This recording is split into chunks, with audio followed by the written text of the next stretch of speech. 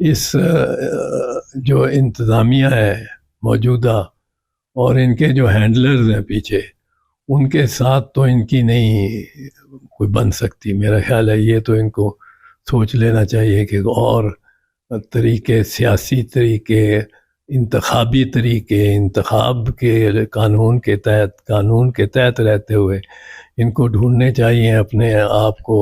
اچھا، کیا Peoples party اور پی ٹی آئی کا الائنس ممکن ہے؟ بلاول بھٹو نے کہا ہے کہ وہ تو پی ٹی آئی کو اگر وہ میثاق جمہوریت پہ سائن کرتی ہے تو ہم ویلکم کریں گے، لیکن اتحاد کی بھی بات نہیں ہو رہی. آپ پیپلز پارٹی کے رہنما ہیں، بطور پیپلز پارٹی کے رہنما کے کیا پی ٹی آئی سے الائنس ہو سکتا ہے الیکشن میں؟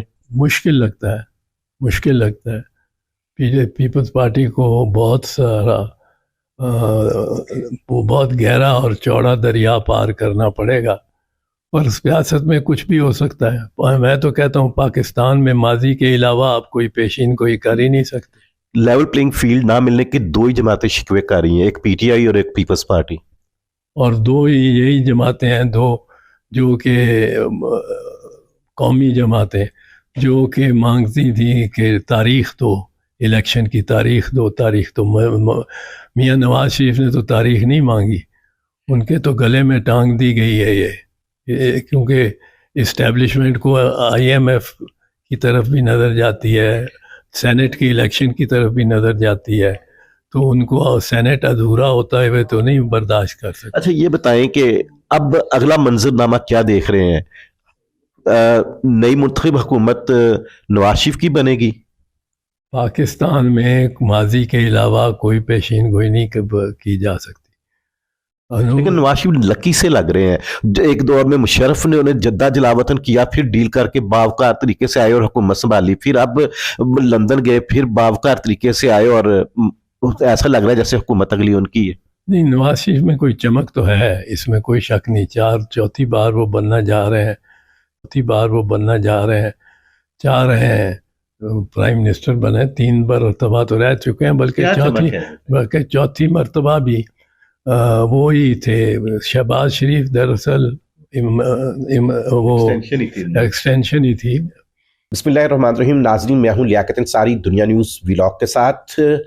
پاکستان کے قومی منظر نامے، سیاسی صورتحال پر ملک کے نامور سینئر سیاستدان اور ماہر قانون اعتزاز احسن سے بات کرتے ہیں. اعتزاز صاحب، بالآخر 8 فروری کی الیکشن تاریخ آ گئی، آپ اب مطمئن ہیں؟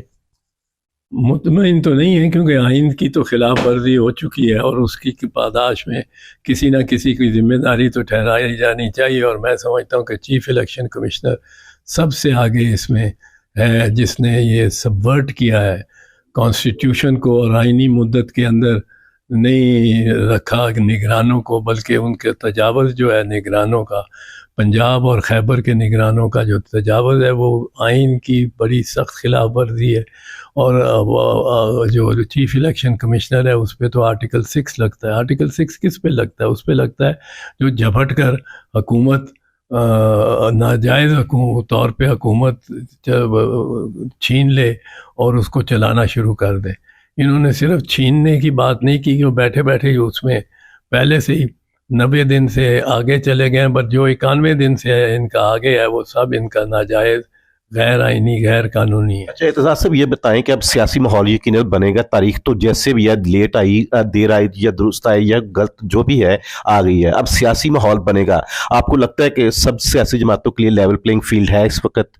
نہیں، اس وقت تو لیول پلینگ فیلڈ اگر جس کو کہتے ہیں وہ تو صرف مسلم لیگ نون کے لیے پاس ہے، اور اس کے لیے ہے کہ وہ آپ کو پتہ ہی ہے میاں نواز شریف کو جس طرح مہمان کے طور پہ لایا گیا ہے لندن سے، وہاں ان کو پاکستان کا سفیر سی آف کر رہا ہے، پھر وہ جہاز پہ بیٹھ کے آتے ہیں، اور چارٹرڈ جہاز آپ سوچیں کتنی اس کی قیمت لگی ہوگی، مطلب 20 کروڑ اس پہ لگے ہوں گے، 170 مسافر اس میں ہوں اور عملہ ملا کے. اچھا اعتزاز صاحب، یہ تو ٹھیک ہے، یہ پیپلز پارٹی کو کیا ہوتا ہے جب مشکل میں مسلم لیگ نون ہوتی ہے اس کا ساتھ دیتی ہے، جب لیول پلینگ فیلڈ کا معاملہ آتا ہے نون لیگ کو لیول پلینگ فیلڈ مل جاتا ہے، پیپلز پارٹی روتی رہ جاتی ہے. ہر مشکل میں آصف زرداری نے نواز شریف کا ساتھ دیا ہے. بالکل دیا ہے، اور یہاں تک آصف زرداری نے تو یہاں تک کہہ دیا تھا، کہا تھا کہ آپ کو جب نواز شریف کی حکومت بنی 5 سال کے لیے، کہ 5 سال میں سے 4 سال ہم سیاست ہی نہیں کریں گے، 5ویں سال ہم آپ کو للکاریں گے اور آپ کا مقابلہ کریں گے۔ وہ 4 سال ہی نکال دیے، اور وہ ساری، اور اپنی حکومت میں بھی جو اس سے پہلے وہ تھی یوسف رضا گیلانی والی، اس میں بھی انہوں نے برابر تمام جو پروگرام تھے جس سے کوئی ایم این اے کو فائدہ ہو سکتا تھا سیاسی طور پہ، وہ بے نظیر، مثال کے طور پہ بی ایس انکم BISP جو تھا، اس میں انہوں نے بالکل مساوی سلوک کیا۔ اچھا اعتزاز صاحب یہ بتائیں کہ نہیں کیا۔ اب دیکھیں کل الیکشن کی تاریخ اناؤنس ہوتی ہے، کل ہی PTI کی گرفتاریاں شروع ہو گئی ہیں۔ یہ PTI والوں کو سوچنا چاہیے، اور اس کو بالکل ان کو اجاگر کرنا چاہیے کہ PTI کی الیکشن کے دوران تو گرفتاری ذرا ویسے ہی معیوب سمجھی جاتی ہے حکومت کی جانب سے۔ اچھا اسد کیسر کو گرفتار کیا گیا اینٹی کرپشن کے کسی کیس میں، آپ سمجھتے ہیں واقعی وہی جرم ہے؟ نہیں ہو سکتا، وہ بھی جرم ہو سکتا ہے، میں یہ نہیں کہتا ہوں کہ وہ نہیں جرم، پر اس کا اصل جرم جو اس وقت تھا وہ مولانا فضل الرحمان سے جا کے ملاقات کرنے کا، یہ تو ظاہر ہوتا ہے، اس سے پہلے اس کو نہیں گرفتار کیا۔ اچھا تو PTI کو سولو فلائٹ ابھی سوٹ کرے گی؟ مشکل میں تو مثلا مسلم نون کی میں نے پالیسی دیکھی ہے، جب مشکل میں ہوتی ہے، قرسون نواز بابا نوابزادہ نصر اللہ کے گھر چل کر چلی گئی تھی، اس وقت ARD بنوا لی تھی اور اپنے آپ کو پھر انہوں نے ایک ڈیل تک پہنچایا تھا۔ یہ PTI کے لیے کیا مشورہ ہے؟ نہیں، PTI کے لیے میں نے تو مشورہ نہیں دینا PTI کو، پر PTI کو خود سوچنا چاہیے۔ ان کا میرا خیال ہے اس جو انتظامیہ ہے موجودہ اور ان کے جو ہینڈلرز ہیں پیچھے، ان کے ساتھ تو ان کی نہیں کوئی بن سکتی، میرا خیال ہے یہ تو ان کو سوچ لینا چاہیے کہ اور طریقے، سیاسی طریقے، انتخابی طریقے، انتخاب کے قانون کے تحت رہتے ہوئے ان کو ڈھونڈنے چاہیے اپنے آپ کو۔ اچھا کیا پیپلز پارٹی اور PTI کا الائنس ممکن ہے؟ بلاول بھٹو نے کہا ہے کہ وہ تو PTI کو اگر وہ میثاق جمہوریت پہ سائن کرتی ہے تو ہم ویلکم کریں گے، لیکن اتحاد کی بھی بات نہیں ہو رہی۔ آپ پیپلز پارٹی کے رہنما ہیں، بطور پیپلز پارٹی کے رہنما کے کیا PTI سے الائنس ہو سکتا ہے الیکشن میں؟ مشکل لگتا ہے پیپلز پارٹی کو بہت سارا بہت گہرا اور چوڑا دریا پار کرنا پڑے گا، پر سیاست میں کچھ بھی ہو سکتا ہے۔ میں تو کہتا ہوں پاکستان میں ماضی کے علاوہ آپ کوئی پیشین کوئی کر ہی نہیں سکتے۔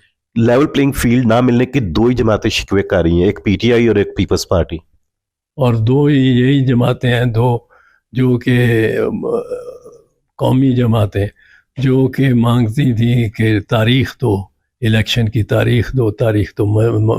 میاں نواز شریف نے تو تاریخ نہیں مانگی، ان کے تو گلے میں ٹانگ دی گئی ہے یہ، کیونکہ اسٹیبلشمنٹ کو IMF کی طرف بھی نظر جاتی ہے، سینٹ کی الیکشن کی طرف بھی نظر جاتی ہے، تو ان کو سینٹ ادھورا ہوتا ہے تو نہیں برداشت کر سکتے۔ اچھا یہ بتائیں کہ اب اگلا منظر نامہ کیا دیکھ رہے ہیں؟ نئی منتخب حکومت نواز شریف کی بنے گی؟ پاکستان میں ماضی کے علاوہ کوئی پیشین گوئی نہیں کی جا سکتی، لیکن نواز شریف لکی سے لگ رہے ہیں۔ ایک دور میں مشرف نے انہیں جدہ جلاوطن کیا، پھر ڈیل کر کے باوقار طریقے سے آئے اور حکومت سنبھالی، پھر اب لندن گئے، پھر باوقار طریقے سے آئے، اور ایسا لگ رہا ہے جیسے حکومت اگلی ان کی ہے۔ نہیں، نواز شریف میں کوئی چمک تو ہے، اس میں کوئی شک نہیں۔ چوتھی بار وہ بننا جا رہے ہیں، چاہ رہے ہیں پرائم منسٹر بنے، 3 مرتبہ تو رہ چکے ہیں، بلکہ چوتھی مرتبہ بھی وہی تھے۔ شہباز شریف دراصل وہ ایکسٹینشن ہی تھی اس کی، نواز شریف کی۔ کیا چمک ہے نواز شریف کے پاس؟ پتہ نہیں کیا چمک ہے، کچھ ہے ایسے ہی، وہ ان کو پتہ ہے کس وقت کسی کے پاؤں پڑنا ہے اور کس وقت اسی شخص کے گردن کو دبوچنا ہے، یہ ان کو بڑی مہارت۔ شاہ محمود قریشی جیل میں सदर पीटीआई जेल में परवेज लाई, अब आज फवाद चौधरी की भी गिरफ्तारी की इतलात आई। शाह महमूद कुरैशी का तो केस बेहुदा, उसके खिलाफ साइफर का केस ही नहीं बनता। साइफर वो कोई ऐसी चीज़ ही नहीं है, और हलफ में प्राइम मिनिस्टर के और फॉरेन मिनिस्टर के भी है कि वो अफशा कर सकते हैं।